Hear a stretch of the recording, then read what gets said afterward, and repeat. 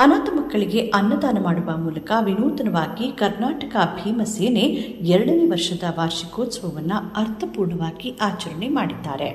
ಮೈಸೂರಿನ ವಿಜಯನಗರದ ಸವಿನೆನಪು ಫೌಂಡೇಶನ್ ಸೇವಾಶ್ರಮದಲ್ಲಿ ಕರ್ನಾಟಕ ಭೀಮಸೇನೆಯ 2ನೇ ವರ್ಷದ ವಾರ್ಷಿಕೋತ್ಸವದ ಅಂಗವಾಗಿ ಮೈಸೂರು ಜಿಲ್ಲಾ ಘಟಕದ ವತಿಯಿಂದ ಸುಮಾರು 50ಕ್ಕೂ ಹೆಚ್ಚು ಅನಾಥ ಮಕ್ಕಳಿಗೆ ಒಂದು ದಿನದ ಅನ್ನದಾನ ಮಾಡುವ ಮೂಲಕ 3ನೇ ವರ್ಷಕ್ಕೆ ಕಾಲಿಟ್ಟಿದ್ದಾರೆ.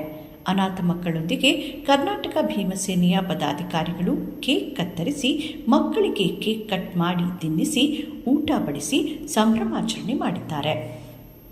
ಬಳಿಕ ಕರ್ನಾಟಕ ಭೀಮಸೇನೆಯ ಜಿಲ್ಲಾಧ್ಯಕ್ಷ ಸರ್ವೇಶ್ ಮಾತನಾಡಿ, ರಾಜ್ಯಾದ್ಯಂತ ಸಂಘಟನೆಯು ಬಲಿಷ್ಠವಾಗಿ ಬೆಳೆಯುತ್ತಿದೆ. ಏಕಕಾಲದಲ್ಲಿ ಕಾರ್ಯಕ್ರಮ ನಡೆಸಲು 2ನೇ ವರ್ಷದ ಸಂಭ್ರಮಾಚರಣೆಯನ್ನು ಅನಾಥ ಮಕ್ಕಳಿಗೆ ಒಂದು ದಿನದ ಅನ್ನದಾನ ಮಾಡುವ ಮೂಲಕ ಸಂಘಟನೆಯು ತೀರ್ಮಾನ ಮಾಡಲಾಗಿತ್ತು.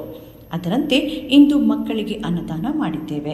ಸರ್ಕಾರಿ ಆಸ್ಪತ್ರೆಗಳಲ್ಲಿರುವ ರೋಗಿಗಳಿಗೆ ಹಣ್ಣು ಹಂಪಲು ವಿತರಣೆ, ಆರೋಗ್ಯ ತಪಾಸಣೆ, ರಕ್ತದಾನ ಶಿಬಿರವನ್ನು ಮಾಡಲಾಗುತ್ತಿದೆ.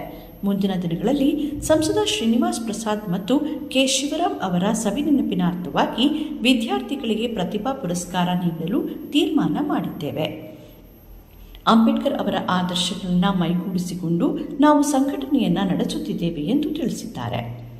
ಈ ಸಂದರ್ಭದಲ್ಲಿ ಸಂಘಟನೆಯ ಜಿಲ್ಲಾ ಗೌರವಾಧ್ಯಕ್ಷ ಮಾದೇಶ್, ಮೈಸೂರು ತಾಲೂಕು ಗೌರವಾಧ್ಯಕ್ಷ ವೈರಮುಡಿ, ಮೈಸೂರು ತಾಲೂಕು ಅಧ್ಯಕ್ಷ ಮಲ್ಲೇಶ್, ಜಿಲ್ಲಾ ಕಾರ್ಯದರ್ಶಿ ಬಾಲರಾಜು, ನಗರ ಸಂಘಟನಾ ಕಾರ್ಯದರ್ಶಿ ರವಿಚಂದ್ರ, ನಂಜನಗೂಡು ತಾಲೂಕು ಅಧ್ಯಕ್ಷ ಬಾಣೂರು ಶಿವಸ್ವಾಮಿ, ಹುಣಸೂರು ತಾಲೂಕು ಅಧ್ಯಕ್ಷ ಶಿವು, ನಂಜನಗೂಡು ತಾಲೂಕು ಗೌರವಾಧ್ಯಕ್ಷರಾದ ಎಚ್. ಡಿ. ಶಂಭಯ್ಯ, ರವಿಚಂದ್ರ ಪ್ರಕಾಶ್, ಪುಟ್ಟಸ್ವಾಮಿ ಸೇರಿದಂತೆ ಹಲವರು ಭಾಗವಹಿಸಿದ್ದರು.